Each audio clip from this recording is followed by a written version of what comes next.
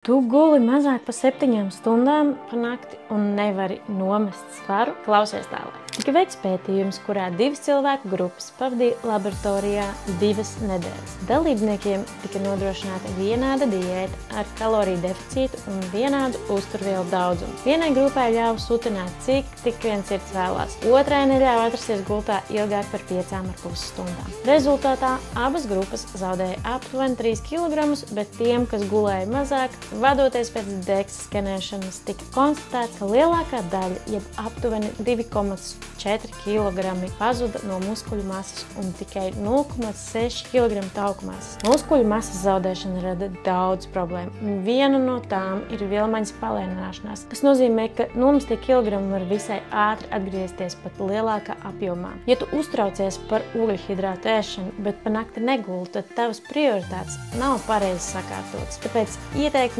sportot 2 reizes dienā un ēst mazāk un netur kritiku. Pamēģini izgulēties, sāc ar to, ka pusstundu ātrāk. Beidz darīt visas savas lietas, noliec telefonu un ej gulēt. Tas, protams, nav daudz, bet iesākumam pietiks. Ar laiku šo periodu pagarini un paskaties, kā tu jūties. Izgulēšanās samazina kāri pēc saldumiem, jo smadzenes pārstās meklēt ātro enerģiju, būs vairāk spēka kustībām un tu vienkārši jutīsies daudz labāk un spēsi izdarīt labākas izvēles.